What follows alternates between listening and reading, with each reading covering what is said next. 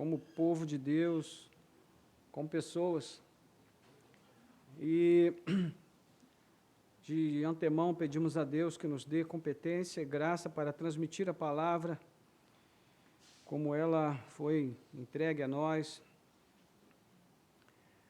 e sobretudo que os nossos corações estejam abertos para receber aquilo que Deus tem a falar a cada um de nós nesta manhã. Bendito seja Deus. Nós vamos hoje ler a porção que está no Evangelho de Mateus, capítulo 18, do verso 15 até o 35. Não vamos ler agora, mas eu peço que você já abra a sua Bíblia e deixe aberto aí no texto.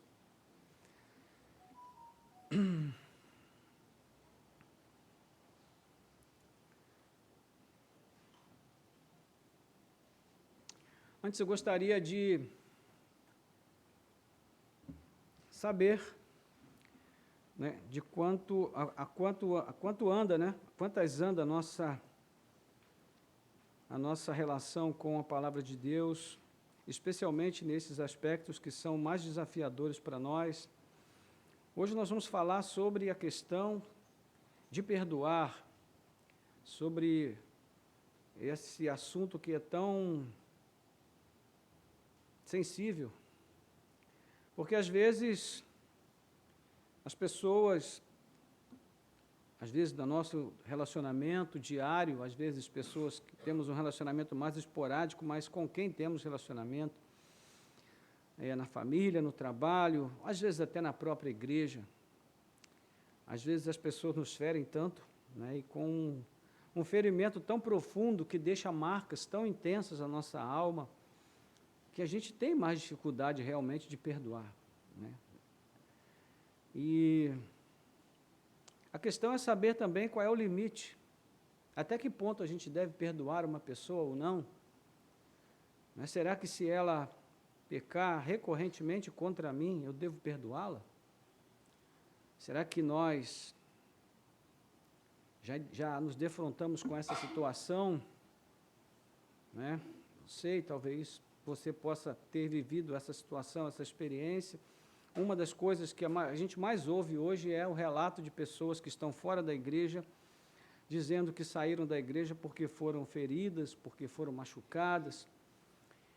E a gente compreende isso porque realmente existem essas coisas, né? Existem esses processos que a gente pode passar por eles na igreja e ter que lidar com eles, e nem todo mundo tem maturidade ou tem a sabedoria para lidar com essas coisas, porque elas são difíceis, elas estão relacionadas a questões da nossa alma, né?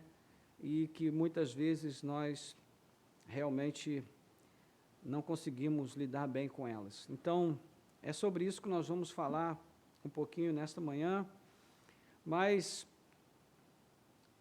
eu gostaria de, só assim, a título de iniciação, a título de introdução, melhor dizendo, quantos aqui já passaram por uma experiência assim de ferimentos, né, que sofreram na igreja, ou conhecem pessoas que foram feridas por coisas legítimas e que acabaram saindo da igreja por essa razão, né? Ou quantos aqui já sofreram coisas assim tão profundas que tiveram vontade de sair ou que se afastaram por algum tempo? Eu sou o primeiro a levantar a mão, porque já vivi essa experiência, e eu sei que é uma experiência muito doída, muito forte, e a gente tem dificuldade de lidar com elas, né? Na minha experiência pessoal, eu fiquei 1 ano fora da igreja, mas a boa notícia é que Deus é tão misericordioso que Ele vai nos buscar lá onde nós estamos e nos traz a sua presença. A questão é saber se quando Deus vai nos buscar, nós queremos voltar, né? Esse é o ponto. Então, é sobre essas coisas que nós vamos falar um pouquinho nessa manhã, ok? Então, nós vamos ler aqui o texto do Evangelho de Mateus, capítulo 18, de 15 a 35, que diz assim: Se o seu irmão pecar contra você, vá, repreenda-o em particular. Se ele ouvir, você ganhou o seu irmão. Mas se não ouvir, leve ainda com você uma ou duas pessoas, para que, pelo depoimento de 2 ou 3 testemunhas, toda a questão seja decidida. E se ele se recusar a ouvir essas pessoas, perdão que a minha página aqui ainda está colada.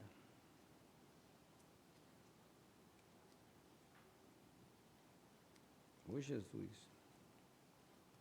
Alguém tem um pouquinho de cuspe aí para me emprestar? Leve-o à igreja, e se ele recusar a ouvir também a igreja, considere-o como gentio e publicano. Em verdade lhes digo que tudo que ligarem na terra terá sido ligado nos céus, e tudo que desligarem na terra terá sido desligado nos céus. Em verdade também lhes digo que se 2 de vocês sobre a terra concordarem a respeito de qualquer coisa que vierem a pedir, isso lhes será concedido por meu Pai que está nos céus. Porque onde estiverem 2 ou 3 reunidos em meu nome, ali estou no meio deles. Amém. Vamos orar, vamos falar com Deus. Senhor, nosso Deus, nosso Pai, graças te damos pela leitura da Tua palavra. Obrigado porque a Tua palavra, Senhor, é a palavra santa, bendita, e que traz sempre, Senhor, desafios novos aos nossos corações.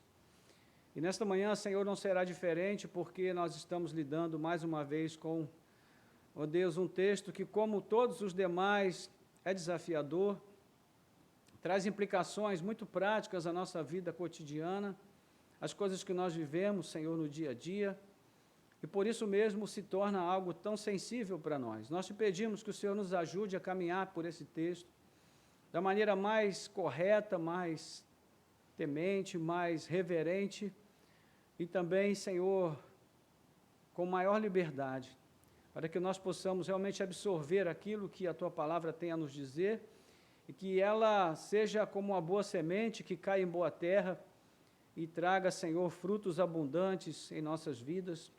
Nós te pedimos e entregamos agora esse tempo aos cuidados do Teu Espírito, que Ele nos conduza nesse caminho. Nós oramos assim com gratidão, em nome de Jesus. Amém. Amém. Muito bem. Nós já estamos chegando aqui num ponto crítico do Evangelho de Mateus, né? Daqui a pouco Jesus vai iniciar a sua marcha, o seu êxodo para Jerusalém, e as coisas com os fariseus e escribas vão ficar cada vez mais difíceis. A perseguição a Jesus se mostrará aberta e mais violenta a cada momento, e à medida que essa hora se aproxima, os discursos de Jesus também vão se tornando mais seletivos. Ele procura tratar de temas que sejam os mais importantes, as questões que definem a identidade de um verdadeiro discípulo seu. E é claro que o discipulado já teve início desde o início do Evangelho de Mateus, né, dos primeiros capítulos. Nós já vemos ali o princípio do discipulado de Jesus, e, na verdade, todo o Sermão do Monte foi um sermão voltado para o discipulado, e, na verdade, os assuntos que ele aborda naqueles discursos, de certo modo, são um desdobramento, né, que nós vamos ver nos capítulos seguintes, né, o desdobramento desses assuntos que foram abordados lá no Sermão do Monte. Para citar apenas um exemplo prático, as questões que vão ser tratadas no nosso texto de hoje, elas já estão mencionadas lá no início, na oração do Pai Nosso, no capítulo 5, né, e na oração do Pai Nosso ali no capítulo 6, e nós vamos ver isso um pouquinho mais à frente. Mas, neste primeiro momento, nós vamos nos deter aqui ao nosso contexto mais imediato. E na semana passada nós vimos que Jesus se preocupava em não escandalizar os que cobravam o imposto do templo, e ele não precisava pagar o imposto, como ele mesmo deixou claro isso, mas ele o fez para não escandalizar. E nós percebemos ali uma intenção de não pôr tropeço no caminho daqueles que se dispusessem a crer em Jesus. E essa foi a tônica do nosso texto, da nossa reflexão, a questão de não tropeçar e não pôr tropeços no caminho dos pequeninos que crescem no Senhor. Então, como é que aquela porção de Mateus termina? Termina com o bom pastor procurando suas ovelhas desgarradas. E por quê? Porque não é da vontade do Pai que qualquer de suas ovelhas ou de seus pequeninos se perca. Pois bem, hoje nós vamos olhar aqui o nosso texto, de certo modo, numa continuação dessa mesma temática, mas sob uma nova perspectiva, né? Então, o que veremos a seguir é justamente essa nova perspectiva para, basicamente, o tema que vai fluir desde da porção da semana passada para essa porção de hoje. Então, para facilitar a nossa compreensão, nós dividimos aí o nosso texto em duas etapas, em dois blocos. O primeiro vai de 15 a 20 e o segundo de 21 ao 35. E nesses dois momentos nós vamos ver Jesus tratando de duas coisas separadas, mas que se relacionam diretamente. No primeiro bloco, ele vai tratar de como nós devemos agir em relação aos irmãos que cometeram pecados graves contra nós. E no segundo bloco, ele vai falar dos pecados mais corriqueiros, sobre até que ponto nós devemos perdoar aqueles que pecam contra nós várias vezes. E, nesse sentido, é muito importante que a gente preste bem atenção naquilo que Deus tem para falar conosco nesta manhã, porque isso acontece com a gente o tempo todo, Não acontece com a gente o tempo todo só no sentido de que alguém peque contra nós, mas de que também nós pecamos contra os outros. Então, nós vamos ver aqui, versículos de 15 a 20, inicialmente, onde vemos uma situação em que uma pessoa, que é considerada aqui hipoteticamente, não é um caso que aconteceu, Jesus, ele lida com a situação em termos de uma hipótese. E essa pessoa que é considerada aqui na hipótese, ela tem 3 chances de reconciliação, mas ela não aproveita nenhuma dessas chances. Então, como lidar com um irmão que cometeu um pecado grave contra mim? E quando a gente ouve falar de pecado grave, parece que essa distinção em relação ao pecado não é uma distinção correta, porque a pergunta que surge sempre é a mesma, Existem graus de pecado? Existem pecados mais importantes do que os outros? E a resposta honesta é sim e não. Primeiro, não, porque todo pecado é pecado contra Deus, é ofensivo a Deus e merece punição. O salmista, no Salmo 51, de forma muito sábia, ele vai começar ali dizendo: Senhor, pequei contra ti somente, e fiz o que é mal aos teus olhos. Então, todo pecado é imediatamente, e de forma mais direta, um pecado contra Deus. É uma ofensa a Deus. Mas existe sim a distinção entre pecado e pecado, quando nós levamos em conta o tamanho do dano provocado pela falta de alguém. Existem danos maiores e danos menores. Nós podemos ter um exemplo disso na forma como os crimes são julgados. Os crimes são julgados de acordo com a sua gravidade. Então, se uma pessoa matou alguém com um tiro, só o advogado de quem matou pode alegar que fez isso no momento de impulso, ou que a arma disparou acidentalmente, ou que, enfim, houve algum tipo de atenuante para o crime cometido, mas se uma pessoa mata com 2, 3, 4 tiros, aí ela já não pode alegar nenhuma dessas justificativas. Fica claro que ela tinha a intenção de matar, ou seja, existem graus diferentes para o mesmo tipo de crime. E isso, de certo modo, vem da própria Escritura, porque também existe essa diferença de gravidade entre um pecado e outro. Por exemplo, Moisés diz aos filhos de Israel que eles haviam cometido um grande pecado perante o Senhor, quando eles pediram para si um bezerro de ouro, Êxodo 32, verso 30. João apóstolo fala na sua primeira carta sobre pecados para a morte. 1 João capítulo 5, 16, obviamente, ele entendia que há pecados que não são para a morte. O próprio Senhor Jesus, ele fala sobre o pecado imperdoável. E no mesmo texto ele fala que todo pecado pode ser perdoado, mas existe um pecado que é imperdoável, ou seja, há uma distinção, né? Mateus capítulo 12, de 30 a 32.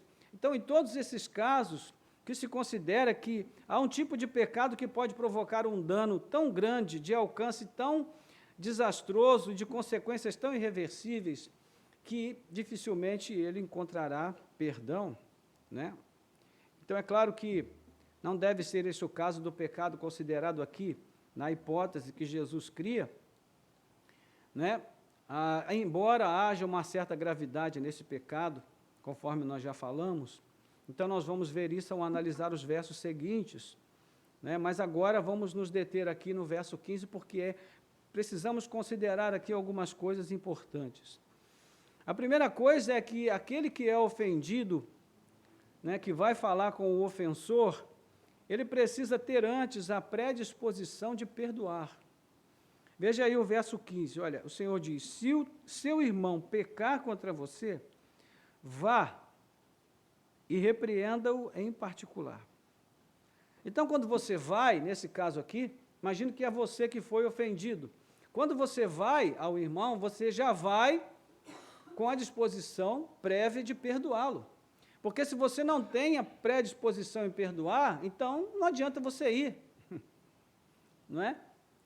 E é interessante como isso aqui parece até engenharia reversa, porque tudo que é dito aqui, para que o ofendido faça, não é para beneficiar necessariamente o ofendido, mas é para salvar o ofensor. Não é interessante isso? Jesus diz umas coisas difíceis, né? Então, o que é ofendido, ele precisa ter a predisposição de perdoar. E nessa questão, né, de ofendido e ofensor, existem certas nuances que a gente deve levar em conta. Por exemplo, pode acontecer de alguém ser ofendido sem que tenha havido uma ofensa de fato. Ah, mas como isso pode acontecer? Bom, isso acontece o tempo todo. No caso de pessoas que são muito sensíveis e que se ofendem com facilidade, né, às vezes o outro disse algo não com a intenção de ofender, ou nem achou que o que disse seria ofensivo, mas o que recebeu como ofensa. Então, nós temos um típico caso de um ofendido sem um ofensor. Né? Entende isso? Então, pode ser aquele coração melindrado, né, que diante de algo que foi dito por alguém que não teve a menor intenção de magoar ou ferir, se sentiu ferido e se sentiu magoado. Quem já passou por uma situação aqui, ó, já conheceu alguém assim, nessa situação? Tem muito isso, né? Às vezes, alguém disse algo para nós, não disse com a intenção de ofender, mas até o tom em que a pessoa fala, a cara que ela faz quando vai dizer, a altura da voz, o modo como diz, tudo isso transmite um sentido ou outro, né? Também pode acontecer que haja uma ofensa sem o ofendido. Pode haver o ofensor sem o ofendido. E quando isso acontece, é quando a pessoa que ofende, embora ela tenha ofendido, a pessoa que deveria se sentir ofendida não se sentiu assim. Ela fez a escolha de não receber aquela ofensa. Isso, minha gente, é um gesto de grande nobreza e de profunda maturidade. De você dizer, não, eu não vou receber isso para a minha vida, não, eu vou deixar isso passar. Né? Haja terapia para a gente chegar a esse nível, né, de amadurecimento, para poder dizer, olha, a ofensa veio para mim, mas eu vou fazer de conta que não aconteceu. Não é fácil, não. Mas é um alvo a ser perseguido. Né? Porque se isso acontece com tanta frequência nas nossas vidas, nós deveríamos perseguir esse alvo com mais disposição e determinação. Então, a visita do ofendido tem a finalidade de notificar ao ofensor que houve a ofensa. E, nesse caso, o ofendido entendeu que foi ofensa e recebeu a ofensa. Então, é importante que o ofensor saiba, porque, de repente, ele nem sabe que ofendeu, Outra coisa muito importante aqui é perceber qual é o alvo determinado por Jesus. Qual é o alvo aí? O objetivo da visita. Versículo 15. Hã? Ganhar o seu irmão. Esse é o alvo. Percebe o que está acontecendo aí? Então a preocupação não recai sobre a ofensa sofrida, mas a preocupação recai sobre o perdão do ofendido ou ofensor e a restauração do ofensor. Então isso exige o quê? Humildade de espírito, ser como criança. Não foi o que a gente viu no domingo passado? Agora, quem pode fazer isso? Só Deus. Só Deus pode nos dar essa condição. Na perspectiva do homem natural, o certo seria Jesus dizer assim: olha, vá até o seu irmão que lhe ofendeu, repreenda-o em particular. Se ele ouvir e te pedir perdão, vai sair tudo bem, você vai ficar bem, você sairá como vencedor e se sentirá muito bem e vai voltar para casa com seu coração em paz. Esse deveria ser o desfecho, né, que o ofendido esperaria, mas Jesus diz assim: não, vá até ele, repreenda-o, se ele ouvir, você ganhou o seu irmão. Então, irmãos, o que a gente pensa quando a gente ouve esse tipo de coisas? Ainda tem uma longa estrada a percorrer, né? Ainda existe um longo caminho para nós. Agora, há uma pré-condição estabelecida por Jesus, e qual é? O ofensor, do momento que ele é notificado, ele precisa ouvir.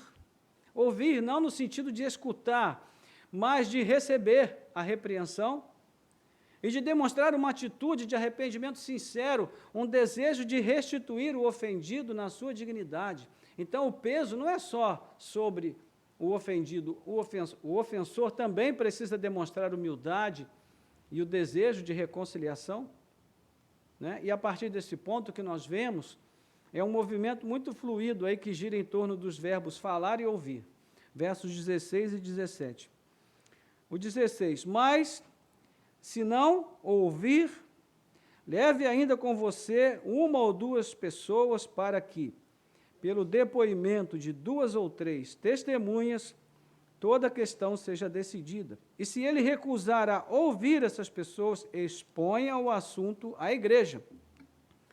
E se ele se recusar a ouvir também a igreja, considere-o como gentio e publicano. Então, veja, o ofendido fala, repreende o ofensor em particular, né? Então tem que ter a predisposição de perdoar, como nós falamos. Se o ofensor ouvir, então houve arrependimento, a questão terminou, está tudo bem, cada um vai para a sua casa e a vida segue. Ninguém mais vai saber do que aconteceu. Ficou ali entre os dois, ficou resolvido. Imagine uma igreja onde os crentes tivessem esse tipo de maturidade,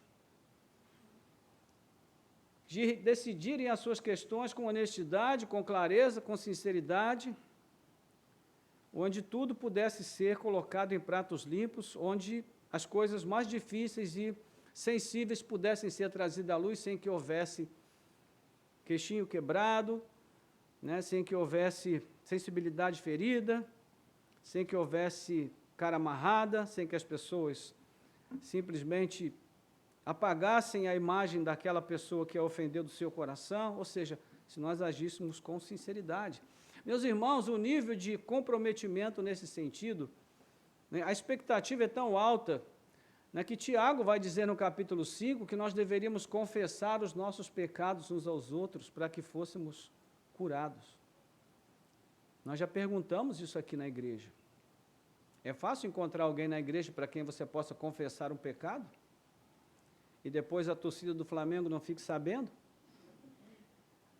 Não é fácil, a gente sabe disso. Então, a gente precisa olhar para essas porções bíblicas e pensar, meu Deus, a gente precisa avançar muito, então vamos avançar. Vamos procurar esse nível de crescimento, de maturidade diante de Deus. Então, se ele não ouvir, a coisa não ficou resolvida. Leve testemunhas para falar com ele. Então, as testemunhas também vão falar com ele. Né? Verso 16. Agora eu pergunto, de onde é que Jesus está tirando essas coisas? É da cabeça dele mesmo? Se fosse, já seria muito bom, né? Mas não, ele está tirando da própria Escritura. Veja comigo em Deuteronômio 19.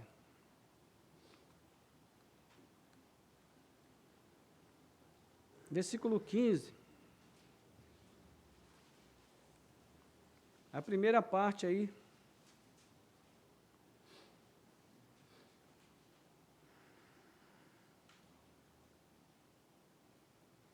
Versículo 15, por todo o versículo 15. Diz o quê?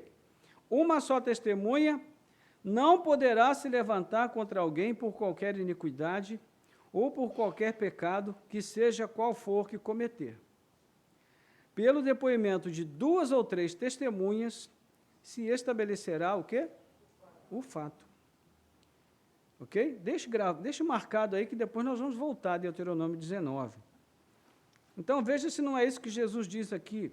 Ele diz, olha, se ele não ouvir, leve ainda com você 1 ou 2 pessoas, para que pelo depoimento de 2 ou 3 testemunhas, toda a questão seja decidida. Então, o que Jesus está dizendo? O que ele está fazendo aqui? Ele está citando Deuteronômio 19, 15.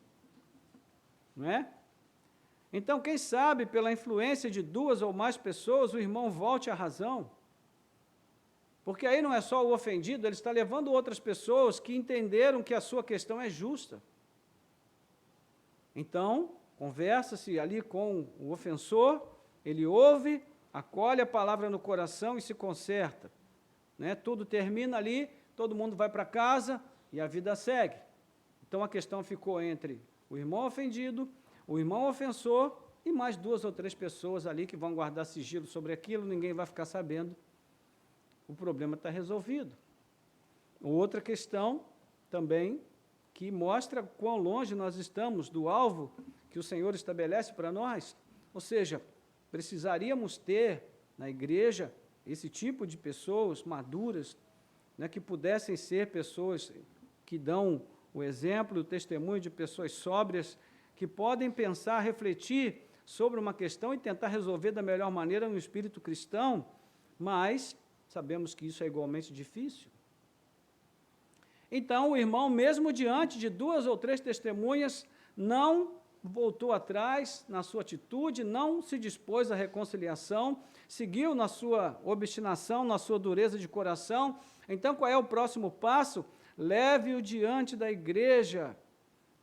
E a igreja, né, o que vai ser feito ali? Ele vai expor, ele vai falar o que aconteceu diante da igreja, e a igreja também vai falar com o ofendido, com o ofensor. Os anciãos da igreja, o conselho, a liderança reunida, seja lá, né, como for, e isso está estabelecido aqui por Jesus como algo essencial. Então, ele será levado diante da igreja, a liderança da igreja vai conversar com ele, no sentido de tentar levá-lo a mudar de ideia, a mudar de pensamento, de opinião. Voltamos a Deuteronômio, capítulo 19, agora versículos 16 a 21. O que diz aí? Olha, quando se levantar testemunha falsa contra alguém para o acusar de alguma transgressão, então os 2 homens que tiverem a demanda se apresentarão diante do Senhor, diante dos sacerdotes e dos juízes que houver naqueles dias. Os juízes examinarão o caso com cuidado. Se a testemunha for falsa e tiver testemunhado falsamente contra o seu irmão, receberá o castigo que tinha em vista para o seu irmão, e assim exterminarão o mal do meio de vocês, para que os que ficarem ouçam, temam e nunca mais tornem a fazer semelhante mal no meio de vocês. Não olhem para ele com piedade, vida por vida, olho por olho, dente por dente, mão por mão, pé por pé. Então, aqui a gente sabe que é um contexto do Antigo Testamento. Nós precisamos fazer essa leitura do ponto de vista do Evangelho de Cristo. Mas ainda assim, o princípio é mantido. Ou seja, é preciso que haja disciplina na igreja. Para quê? Primeiro, para que haja conserto, reconciliação entre as pessoas. Segundo, para que haja também retidão na caminhada da igreja, dos demais irmãos. Por quê? Porque isso vai trazer temor sobre todos. E vão perceber que a vida vivida naquele meio deve ser vivida com seriedade. O cristianismo ali é real, é verdadeiro, é levado com seriedade. Então eu preciso andar corretamente no trato com os meus irmãos, caso contrário, eu também posso ser levado diante do conselho da igreja. Né? Agora, isso é algo que é facilmente digerido e é facilmente praticado nos dias de hoje? Claro que não. Hoje nós vivemos num contexto que é o exato oposto de tudo isso que está aqui. Não é? A verdade é a verdade de cada um, o pensamento de todo mundo tem que ser respeitado, né? Cada um faz aquilo que dá na telha, como se dizia antigamente, e ninguém pode repreender ninguém porque todo mundo está certo na sua maneira de ver e de interpretar a realidade. Mas, meus irmãos, eu digo para os irmãos, o cristianismo não muda, porque Cristo não muda. Nós vivemos num mundo diferente do mundo daquela época, sim, mas os princípios que são estabelecidos na palavra de Deus permanecem os mesmos. O número de líderes cristãos, né, evangélicos, que estão falando em revisão da Bíblia, dos textos bíblicos, está só aumentando a cada dia. Por quê? Porque as pessoas estão com medo da perseguição. Né? Então, o medo da perseguição leva a isso. Mas, meus amados irmãos, nosso compromisso, em primeiro lugar, e acima de tudo, é o compromisso com Deus e com a sua palavra. Então, se nós tivermos medo da perseguição, é bom a gente começar a orar e perguntar a Deus se realmente nós nos convertemos, porque se houve transformação no nosso coração e nós nascemos de novo, a perseguição não nos assusta. Ela pode nos preocupar, mas ela não vai nos levar a negar a Cristo, porque Cristo para nós, Ele é o Rei de tudo e de todos. Ele está em primeiro lugar. Então, nenhum governo ou poder poderá levar a nossa fé a ser destruída e poderá nos levar a negar a Cristo. Então, o que nós vemos neste momento é que o povo de Deus deve ter uma comunicação muito clara e sincera e humilde, né, entre si, quando se trata de resolver assuntos relativos a pecado contra o irmão. Jesus, ele não abona aqui a ideia, que é muito comum entre os crentes, não é, que dizem assim, eu já liberei perdão.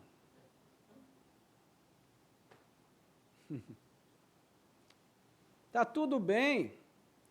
Não, mas a gente precisa conversar. Não, não precisa, já está perdoado. Mas lá no fundo do coração tem aquele ranço de mágoa. Mas a pessoa finge que não tem. Ela pega o tapetinho, bota ali em cima, e aí esquece, fecha a portinha, ninguém está vendo o que está no seu coração. Espera aí, ninguém não. Tem um que vê, que é Deus. Né? E esse deveria ser um motivo de grande preocupação para nós, meus irmãos, porque se Deus vê, é o suficiente. Então não dá para a gente liberar perdão sem o confronto, sem resolver a questão, sem dar ao outro a oportunidade de saber que nós fomos feridos por ele, sem que ele tenha a oportunidade de se reconciliar conosco, sem que tenha esse processo aberto, claro, verdadeiro, não é do tipo, já perdoei, não há necessidade de falar sobre o outro, não, para Jesus não tem esse negócio, né? Jesus é amor, Deus é amor, está tudo certo. Não, eu preciso falar, eu preciso ouvir, eu preciso entender, eu preciso arrazoar, eu preciso resolver.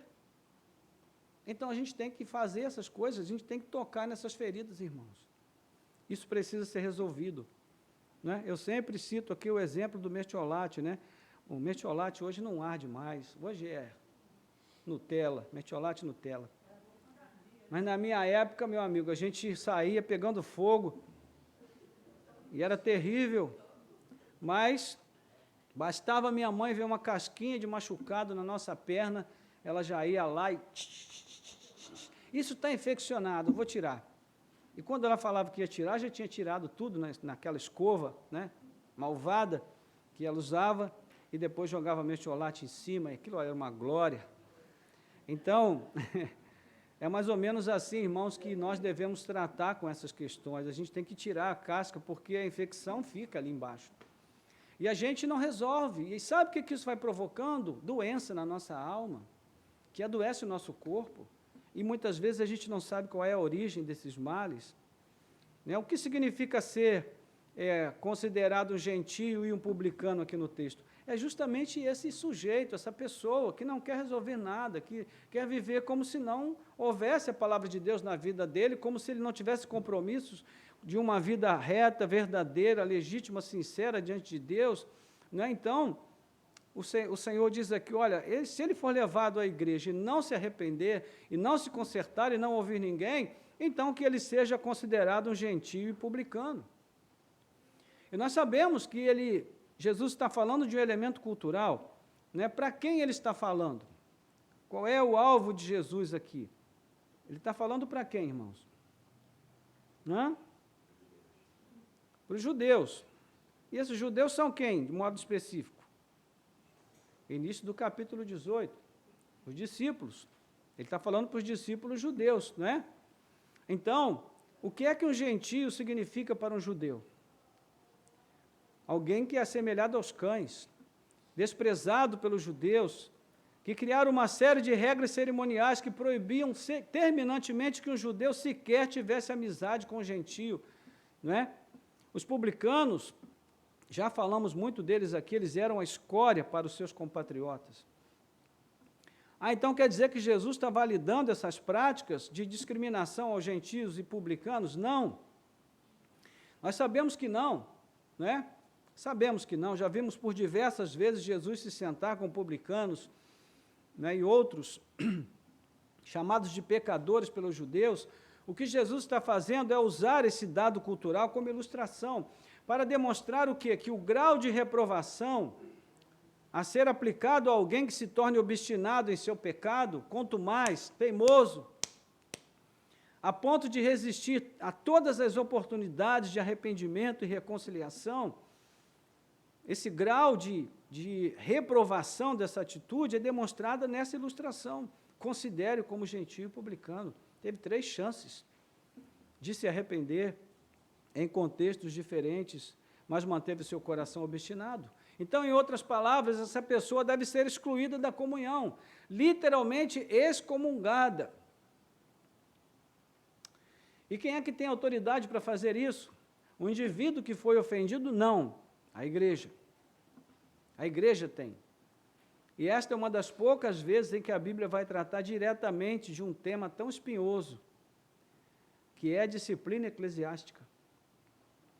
E é sobre isso que vão falar os versos 18 a 20, aí do nosso texto, né, quando diz, em verdade lhes digo que tudo que ligarem na terra terá sido ligado nos céus, e tudo que desligarem na terra terá sido desligado nos céus.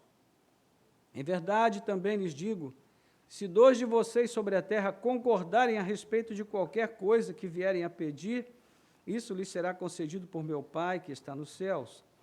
Porque onde estiverem 2 ou 3 reunidos em meu nome, ali estou no meio deles. Então, aqui o que nós vemos? A autoridade da igreja para ligar e para desligar. Nós já vimos anteriormente esse tema ser trazido à tona lá no capítulo 19, aliás, capítulo 16, versículo 19, não é? Quando Jesus pergunta para os discípulos, quem vocês dizem que eu sou? Então, diz lá o versículo, o versículo 16, Pedro faz a confissão, a boa confissão, tu és o Cristo, Filho do Deus vivo e tal. E quando chega no verso 19 do capítulo 16, Jesus diz para Pedro, eu lhe darei as chaves do reino dos céus, o que você ligar na terra terá sido ligado nos céus, e o que você desligar na terra terá sido desligado nos céus. Então, a ideia é que Pedro teria recebido essa autoridade, mas nós já vimos que não, né? Me parece que foi o Danilo que falou sobre isso, e explicou bem direitinho que não é o caso. Mas esse texto é bem mais claro, e ele lança a luz sobre aquele texto menos claro. Fica bem definido aqui que Jesus não estava constituindo Pedro como primeiro papa e líder supremo da igreja. Não é? Quando ele repete aqui as mesmas palavras, sempre falando no plural, ele mostra claramente que a autoridade dada é sobre a igreja constituída. A liderança da igreja, os seus membros, e não a uma pessoa só. Então, o que Jesus está afirmando é muito grave, irmãos, é muito sério e traz uma enorme responsabilidade sobre a igreja. Ele está dizendo que quando a igreja age para aplicar a disciplina eclesiástica à vida de um de seus membros, os céus concordam com a igreja, ou seja, Deus endossa a ação da igreja. É claro que há pré-condições para isso também. Nós já vimos que existe um processo a ser seguido, tudo deve ser feito, né, dentro desse processo para que o irmão faltoso seja ganho, para que ele se arrependa, para que haja reconciliação. E mesmo quando ele é levado perante a igreja, o esforço dos líderes deve ser feito nessa direção. Então, todo esse esforço se baseia também no ensino geral de Jesus acerca de quem pode ou não pode fazer parte da igreja. Né? Veja Mateus 10, 32 a 42, por exemplo, se você voltar um pouquinho aí.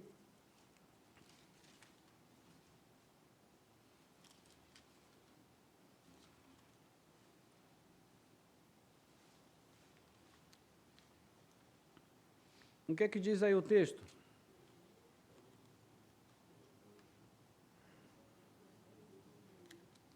Hein? Tem alguém que está lendo assim?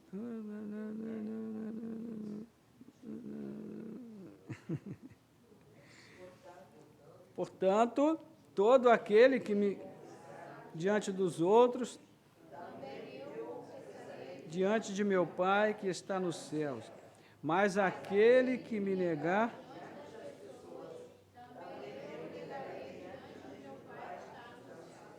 34. Não pensem que eu vim trazer paz à terra. Não vim trazer paz, mas espada. Pois vim causar divisão entre o homem e o seu pai, entre a filha e a sua mãe, entre a nora e a sua sogra. Assim os inimigos de uma pessoa serão os de sua própria casa. Quem ama o seu pai ou a sua mãe mais do que a mim, não é digno de mim. Quem ama o seu filho ou a sua filha mais do que a mim, não é digno de mim. Quem não toma a sua cruz e vem após mim, não é digno de mim. Quem acha a sua vida, a perderá. Quem perde a sua vida por minha causa, esse a achará. Então veja, Jesus está falando aqui de dois tipos de pessoas. Sempre, em todo o tempo ele está falando de dois tipos de pessoas.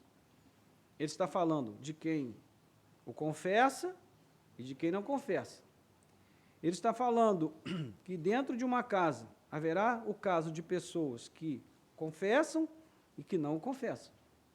Ele diz que aqueles que forem fiéis a ele estão sujeitos a colherem inimizade dentro da sua própria casa, ou seja, há pessoas ali que não vão se converter e serão os seus principais inimigos, porque estarão ali todo santo dia oferecendo resistência, e exigirá desse cristão muita maturidade, muito amor, muita graça, para que ele, com o seu testemunho, talvez leve esses familiares ao arrependimento e à conversão, talvez não.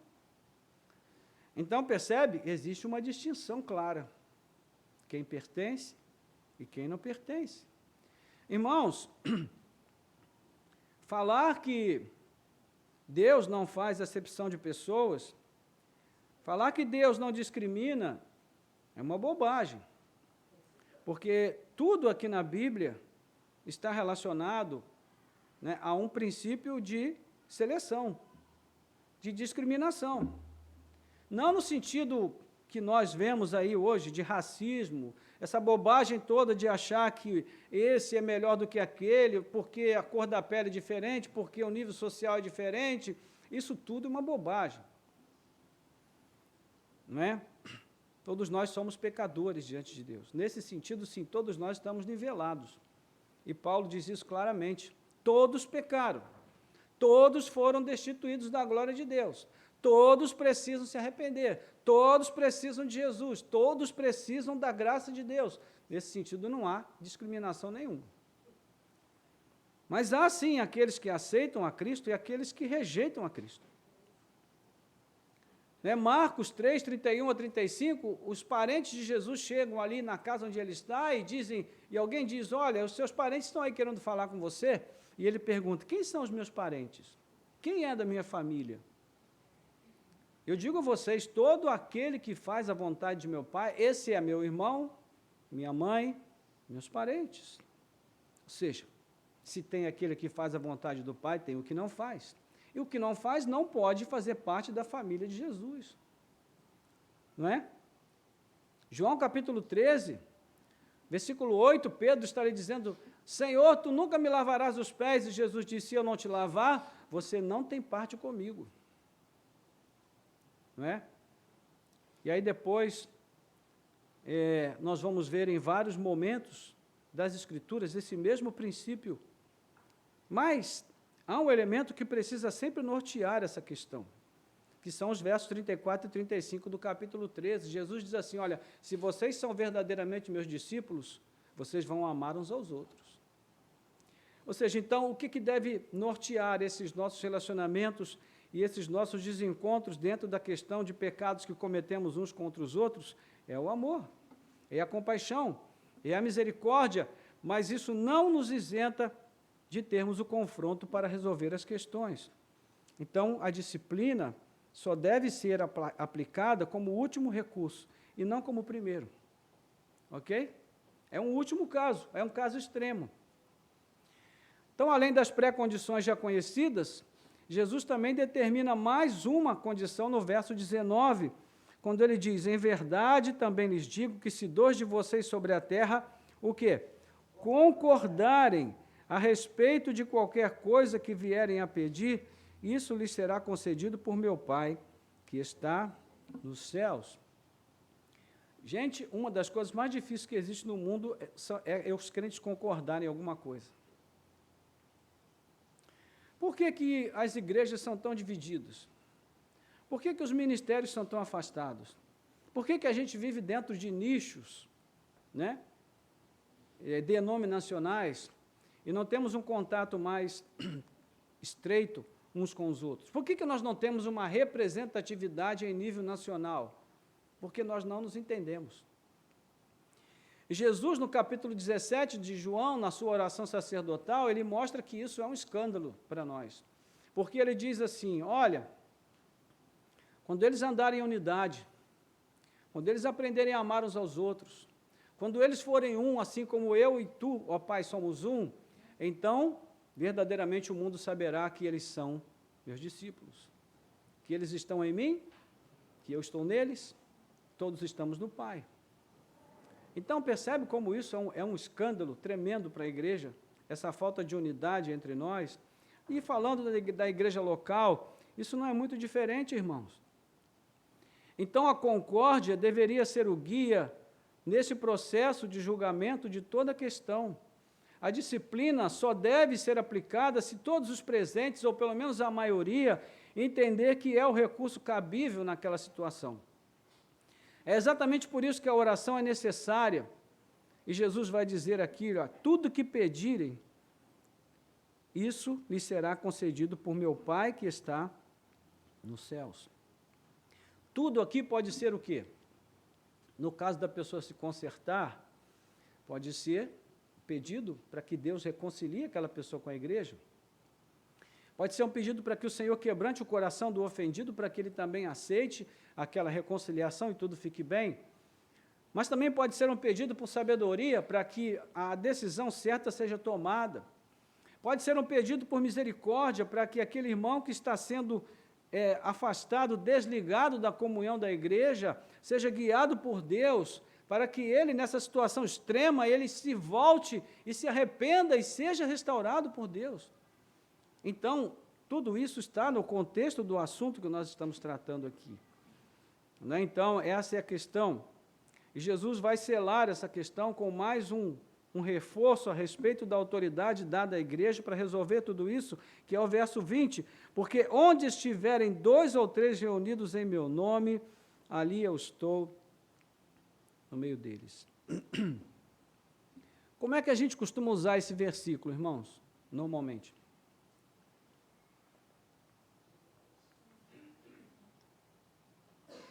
Espera aí, irmãos, um de cada vez. Vamos falar... Hein? Como é que a gente usa esse versículo normalmente? Né? Para autenticar o culto vazio, né? Quando tem uns 2 ou 3, a gente fala assim, irmãos, louvado seja Deus, porque Jesus diz que onde houverem 2 ou mais reunidos em seu nome, ali ele estará no meio deles. Mas é esse o contexto aqui? Não é. É errado a gente usar o texto dessa forma? Não. A gente pode usar. Não há nenhum problema nisso. Mas o texto aqui em questão, ele é objetivamente aplicado a essa situação de disciplina na igreja. Jesus está dizendo, olha, vocês estão agindo para aplicar a disciplina eclesiástica e eu estou com vocês nisso. Ou seja, eu estou presente entre vocês. Isso é importante, irmãos. Por que que é importante? Primeiro, porque é uma garantia para o irmão que está sendo ali julgado na sua falta, não é? Que o julgamento da igreja será imparcial, porque a igreja sabe que Jesus está ali com ela.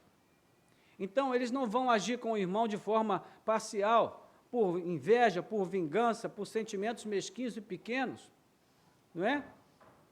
Mas também serve como ratificação da autoridade da igreja para resolver a questão. Então, ninguém vai poder dizer, olha, quem é a igreja para me julgar?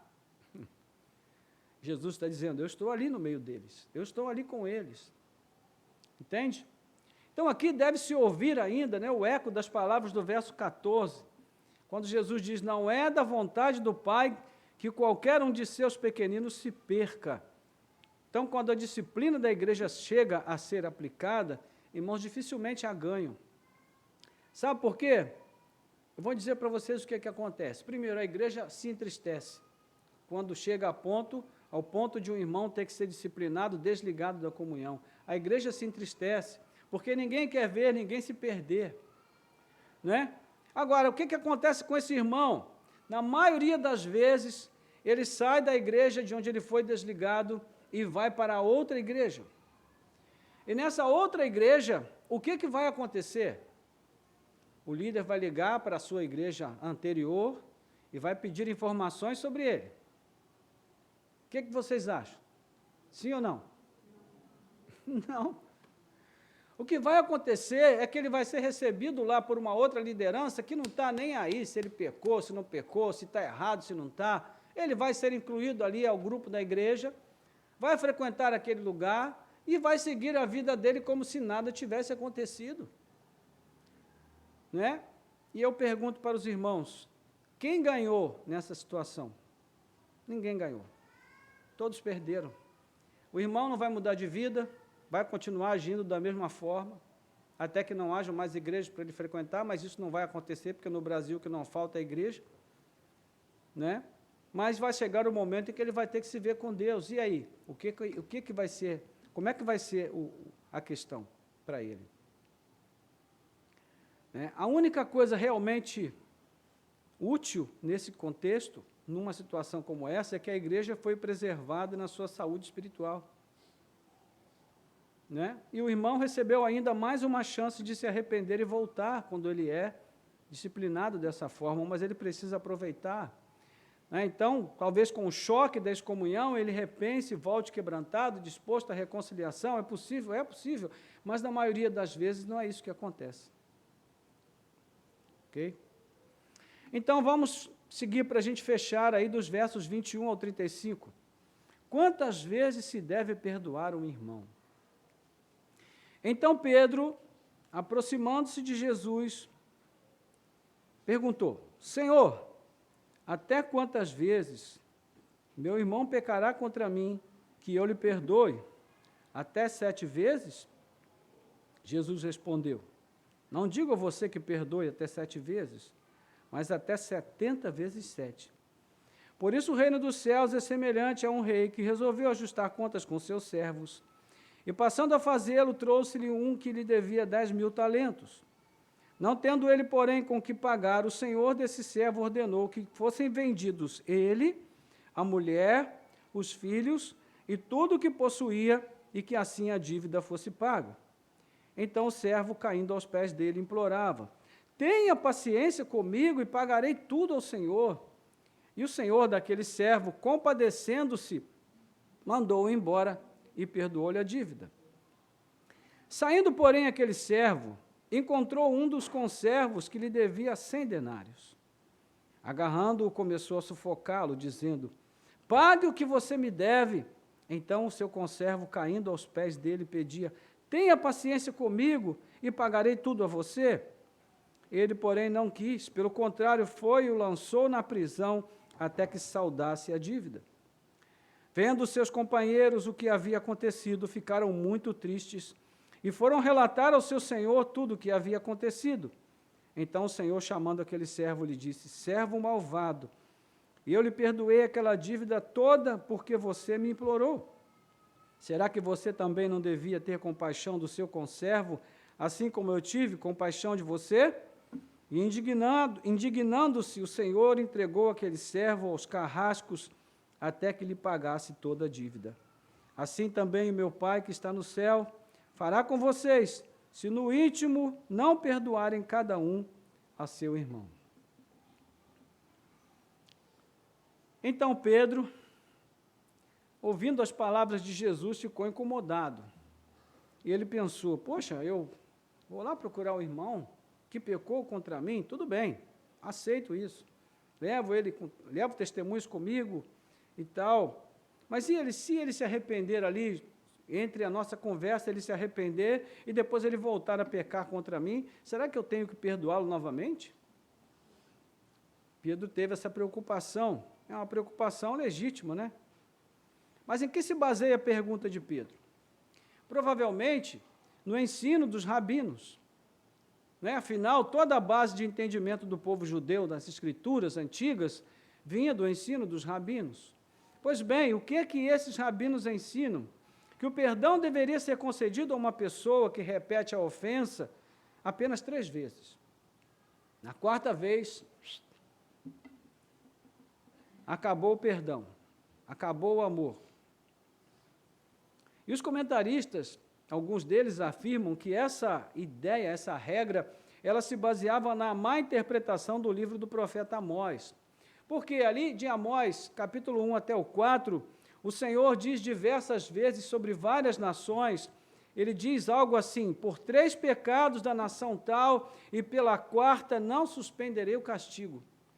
Então, eles entenderam o seguinte, que Deus está nos ensinando que a gente deve perdoar 3 vezes. Na 4ª, já era. É interessante essa forma que os judeus tinham de interpretar a Escritura, né? Mas isso, de certa forma, muito provavelmente, influenciou o pensamento de Pedro. Então, o que ele faz? Ele pensa assim: eu vou ser generoso. Vou surpreender Jesus. Então, ao invés de apenas 3 vezes, sabendo que Jesus conhecia a tradição dos judeus, ele imaginou que seria uma grande demonstração de generosa compaixão o gesto de perdoar uma pessoa 7 vezes. Então, ele pensa direitinho sobre isso, se arruma, se prepara e vai lá falar com Jesus. E ele fala: Senhor, até quando? Quantas vezes eu preciso perdoar o meu irmão? Até 7 vezes? 7 vezes, a gente sabe que 7 era o número que, em geral, representava a totalidade, perfeição, não é? Assim como o número 10. E por isso ele se prepara, todo se ajeita e vai lá e pergunta. Eu imagino Pedro perguntando, já preparado para sair consagrado daquele momento, né? Mas quem estava do outro lado? Jesus. A sabedoria de Deus. Então, a resposta de Jesus foi impactante, irmãos. Foi aquela que leva o questionador às cordas, pronto para beijar a lona. Estou usando uma linguagem do boxe aqui, claro. E a sensação que a gente tem é que Jesus meio que brincou com Pedro, né? Algo assim do tipo: tá bom, Pedro, você quer brincar de ser generoso usando o número perfeito? Então, vai lá, segura. O que é que Jesus faz? Ele toma 2 números perfeitos, o número 10 e o número 7.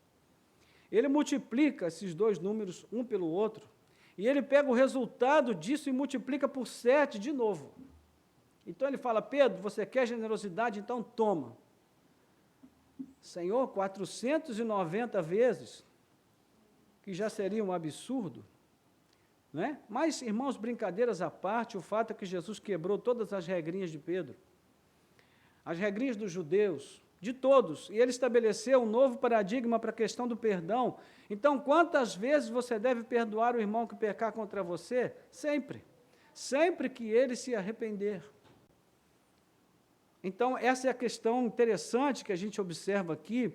E se nós pensarmos naquilo que Lameque disse lá em Gênesis capítulo 4, vamos ver.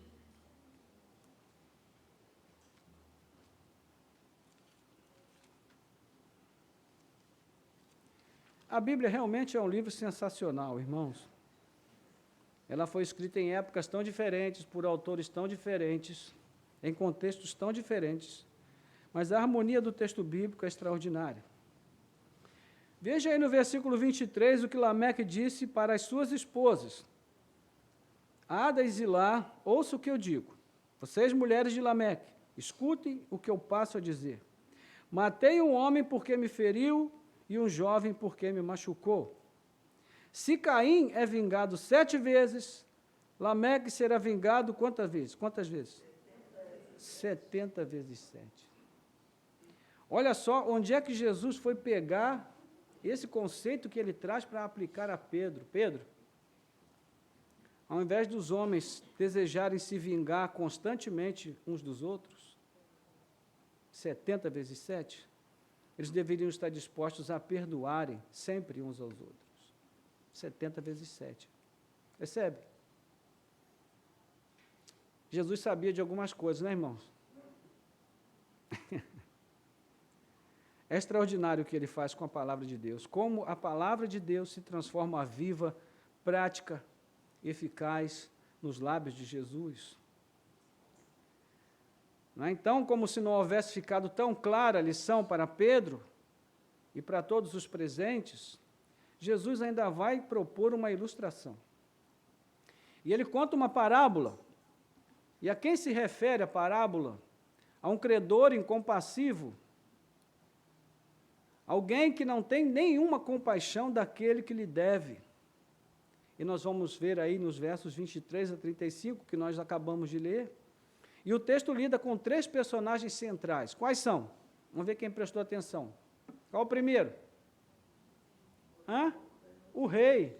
O rei, que é o patrão ali, o senhor de tudo. Quem mais? O servo, que no momento é devedor e no segundo momento é credor. E mais um personagem, terceiro, qual é? O conservo. É alguém que servia junto com aquele servo. Então, a gente pode perceber alguns detalhes nessa parábola que nos ajudam a entender bem a intenção de Jesus. Qual é o tamanho da dívida do servo, né, que é descrito aí? É uma dívida astronômica. Muitos já tentaram calcular o valor dessa dívida e chegaram a números extraordinários. E embora isso não seja importante, relevante, só para que a gente tenha uma ideia, um trabalhador daqueles dias dificilmente conseguiria economizar 10 talentos durante toda a sua vida. Veja bem, 10 talentos durante toda a sua vida. Seria praticamente impossível, né, que alguém contraísse uma dívida de 10.000 talentos. Isso aqui é obviamente um número exagerado que Jesus escolheu de propósito, para quê? Para deixar bem claro que a dívida jamais poderia ser paga. Nós vemos aí que o rei manda vender os filhos, a família dele, para que a dívida fosse saldada. Mas ainda que isso acontecesse, a dívida não poderia ser paga. Então, qual é o propósito aí? Mostrar que a dívida é impagável. Não é? A figura do rei nas parábolas é sempre associada a quem? A Deus, Deus Pai, ou ao próprio Jesus. O servo, por sua vez, devia toda essa fortuna incalculável que foi estranhamente perdoada pelo rei. Então, o rei deveria ser o dono de uma riqueza ainda muito maior, se ele consegue perdoar uma dívida de 10.000 talentos. Mas, o que acontece com o servo perdoado? Ele também tinha quem o devia. Um conservo, alguém que servia junto com ele, uma pessoa, um companheiro de trabalho. E quanto que ele devia? 100 denários. 100 denários, irmãos, não dá nem para ter uma ordem de grandeza, mas o William Hendrickson, né, afirma que isso correspondia a 1/600º milésimo da dívida do servo. 100 denários era o 600º milésimo, ou seja, 1/600.000 da dívida que havia sido perdoada àquele que agora vinha cobrar ao seu conservo. É aí que está o absurdo. Entende? Ele devia um valor astronômico que foi perdoado e ele agora está cobrando do seu conservo uma quantia ínfima perto do que ele devia. Era justamente esse efeito que Jesus queria provocar nos seus ouvintes, um senso de indignação pela falta total de coerência na atitude desse servo mau. E é assim que Jesus o define, um servo malvado. E qual é o desfecho, irmãos? Primeiro, ele vai, espanca o seu conservo e manda colocar ele na cadeia para que ele fique ali até pagar tudo o que deve. Então, os demais conservos ficam tão indignados que eles foram contar ao rei. E o rei que o havia perdoado, ainda era o seu rei, né, a quem ele devia satisfação dos seus atos, portanto, ele foi chamado de volta à presença do rei, e ali ele recebeu uma nova sentença. Ele foi condenado a ser entregue aos carrascos. Não sei se todos sabem o que é um carrasco. Esse era o sobrenome de um executor de Lisboa, que viveu no século XV.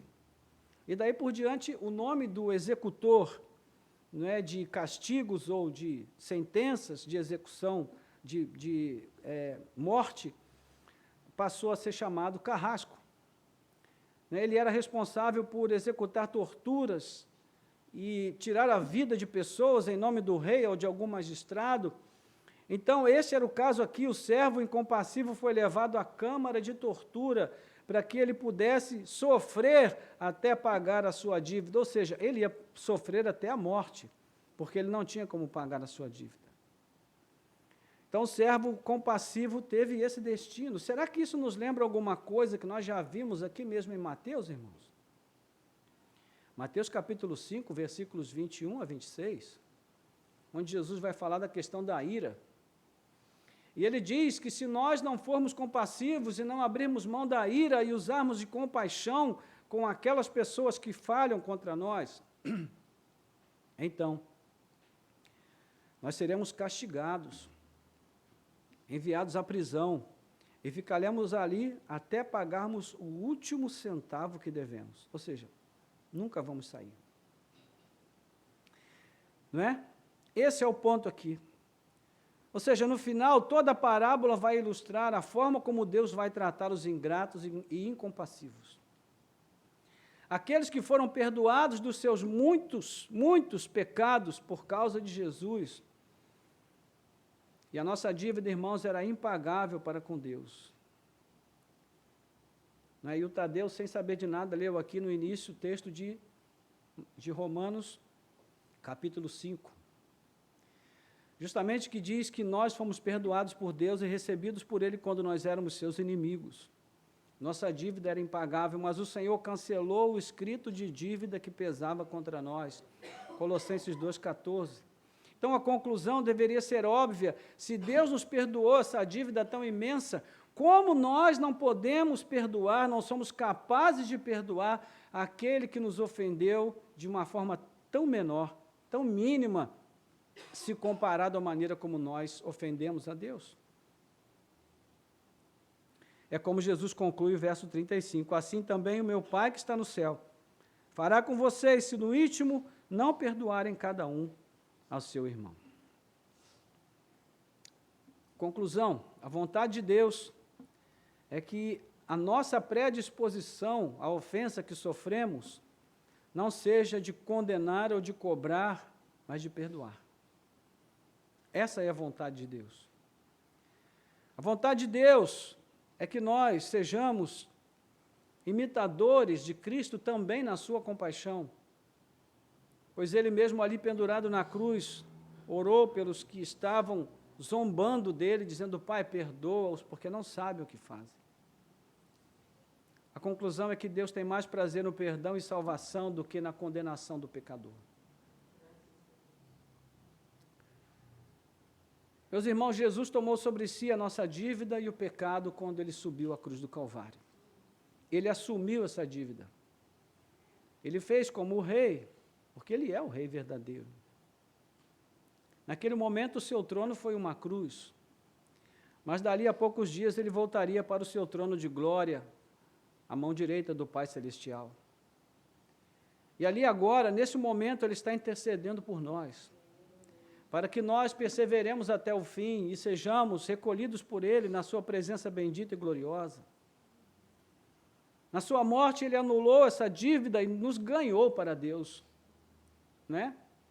Então, Jesus, ele faz e fez tudo aquilo que ele ensina nesse texto que nós estamos, né, meditando sobre ele a respeito da questão do perdão, da reconciliação, da restauração, do entendimento, né? Ele nos concedeu o perdão quando nós merecíamos a condenação. Então, essas coisas deveriam ser motivos suficientes para nós aprendermos a lidar melhor com essa questão do pecado que praticamos contra os outros e daqueles pecados que são praticados contra nós. Como nós resolvemos isso? Devemos resolver dessa forma que Jesus está nos ensinando nesta manhã.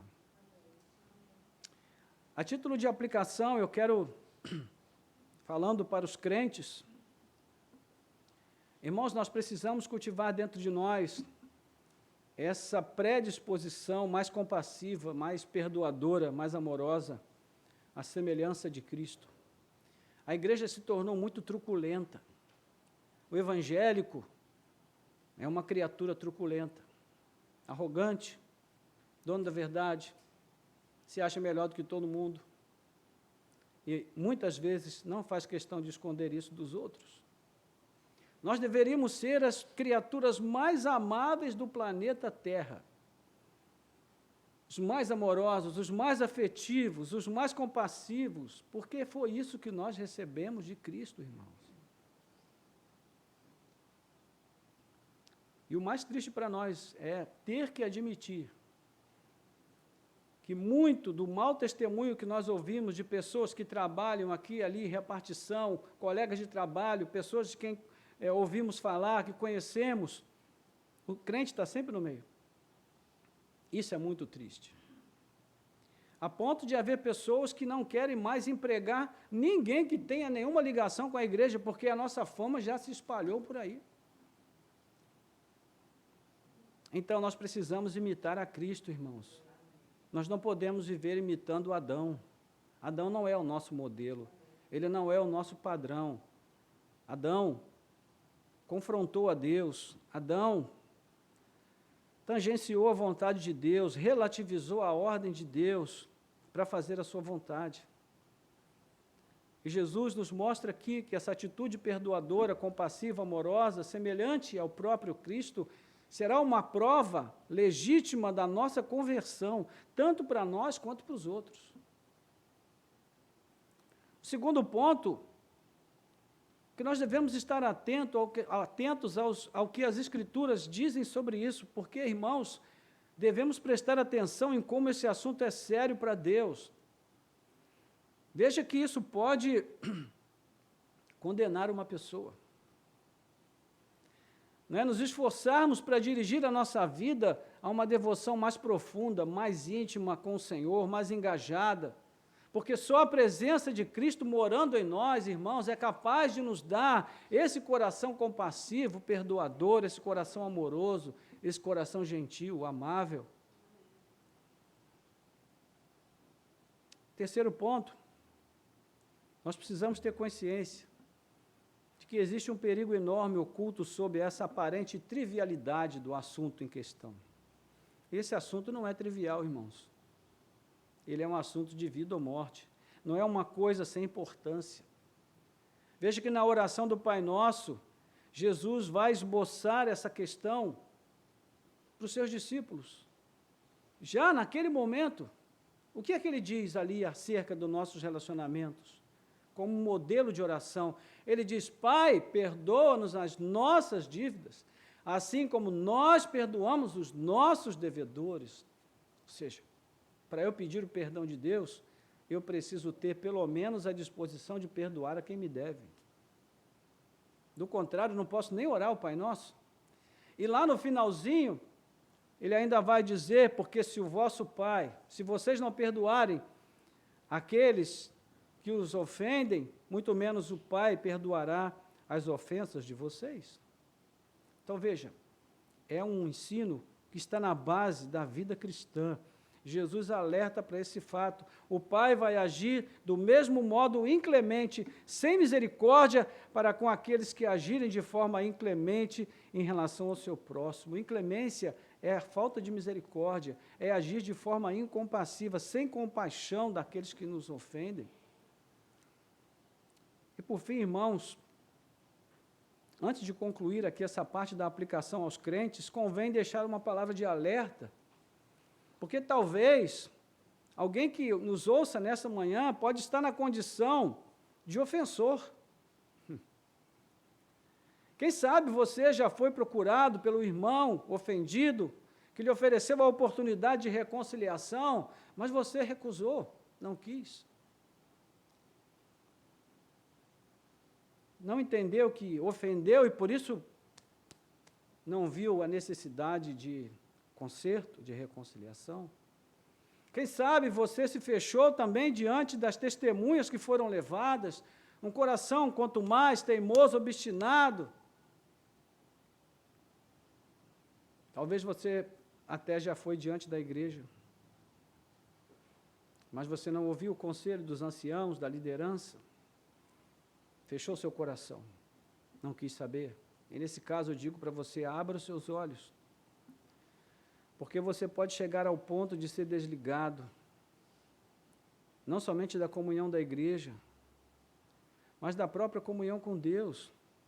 A igreja tem legitimidade se ela decidir desligar você, segundo o que Jesus deixou estabelecido aqui, e nesse caso o seu futuro se torna incerto. Mas veja, o pior não é isso. O pior, irmãos, é quando Deus nos entrega a obstinação do nosso coração e nos deixa viver exatamente do jeito que queremos. E cada dia que passa nós nos desligamos mais da comunhão com Deus. Então, se isso já aconteceu a você que me ouve, eu digo a você: volte à comunhão, volte à sua igreja, procure a sua liderança, né? Procure as pessoas que buscaram você, que buscaram conserto com você, acerte as coisas com essas pessoas e certamente você será readmitido à comunhão e a sua vida será restaurada. E aos não cristãos eu diria que todos têm uma dívida com Deus. Enquanto nós não viermos a Cristo, enquanto nós não nos acertarmos com Jesus, a nossa dívida permanece. E o simples fato de nós nascermos nesse mundo significa que nós já estamos endividados com Deus. Somos herdeiros do primeiro casal, herdeiros do pecado original. Então, se há também pessoas que não entregaram a sua vida a Cristo, essa é uma oportunidade preciosa. A má notícia é que essa condição em que nós nos encontramos longe de Jesus nos torna réus do juízo divino. Mas a boa notícia é que alguém já pagou essa dívida por nós. Jesus tomou sobre si o peso do nosso pecado que nos condena e nos afasta da vida eterna e nos permite usufruir deste benefício e viver em paz com Deus, desde que nós entreguemos a nossa vida a Ele de um modo sincero e verdadeiro. Essa é a única forma de uma pessoa desfrutar dos benefícios da obra de Cristo, se tornar um autêntico filho de Deus, o herdeiro das mansões celestiais, do lugar de descanso, da alegria eterna na presença do Senhor e também se livrar do juízo vindouro. Então, que a palavra de Cristo encontre lugar em nossos corações. Amém? Vamos orar. Nosso Deus e Pai, graças te damos pela oportunidade preciosa que o Senhor nos concedeu de podermos refletir sobre este assunto que é tão importante, que é tão decisivo para nós, tua igreja, o teu povo, e para todos aqueles, Senhor, que estão ao alcance da nossa voz nesta manhã. Nós te pedimos, ó Deus, um coração quebrantado e contrito, um coração moldado, Senhor, segundo o teu propósito e o teu querer para as nossas vidas. De maneira muito específica, nesse aspecto, Senhor, que diz respeito a como nós lidamos com o pecado na igreja. O pecado que nós praticamos contra os outros e o pecado que os outros praticam contra nós. O Senhor deu autoridade à tua igreja para que ela possa ligar e desligar pessoas. Mas, Senhor, o teu propósito original, o teu desejo, não é que chegue a esse ponto. O teu desejo é que haja reconciliação entre quem ofendeu e entre quem foi ofendido. O teu desejo, Senhor, é que nós, em todo o tempo, nos pecados corriqueiros, comuns, banais do dia a dia, as coisas menores, que não são tão graves, que nós possamos procurar resolver entre nós mesmos, conversar, nos entender, orar, buscar o perdão do Senhor, ó Deus, para ambos os envolvidos e procurar viver em paz na tua presença. Ó Deus, nós te pedimos pelas pessoas que são exageradamente sensíveis, suscetíveis, ó Deus, a se sentirem ofendidas e magoadas com tudo que houve. Traz a essas pessoas um coração mais sábio, mais maduro, Senhor, mais equilibrado, para que elas aprendam, Senhor, a proteger as suas emoções, para que elas aprendam, Senhor, a se proteger, e quando elas se expuserem a uma conversa, a um assunto qualquer, a uma brincadeira, ou seja o que for, que elas possam, Senhor, aprender a se guardar e a se proteger na tua presença, a orar e pedir ao teu Espírito que coloque ali, Senhor, um escudo, para que nenhuma palavra nociva venha ferir o seu coração, nenhuma palavra maldosa fique guardada na sua alma e se transforme em raiz de amargura e ressentimentos, pois o Senhor nos manda nos livrar de toda raiz de amargura dos nossos corações. Nós também queremos te pedir por aqueles, ó Pai, que não têm sabedoria no falar, que são pesados de língua, que não vigiam, Senhor, no que falam, que são exageradamente intensos, Senhor, quando vão se expressar, quando vão dizer determinadas coisas para os seus irmãos. Nós te pedimos que o Senhor dê mais sabedoria, que o Senhor dê maior discernimento para essas pessoas, que o Senhor possa chamá-las, ó Deus, a uma mudança no seu comportamento, que elas se transformem em pessoas mais dóceis, mais amáveis, mais sábias no falar, mais ponderadas, ó Deus, na intensidade, na forma como dizem as coisas, para não ferir, para não machucar, para não magoar, porque não é da vontade do Senhor que nenhum dos teus pequeninos se perca. E ai de nós, se servirmos como tropeço na vida deles, já aprendemos isso, Senhor, e agora estamos aprendendo como não fazer isso. É vigiando, é perseverando, Senhor, numa vida de oração que busca, Senhor, a mudança do nosso caráter.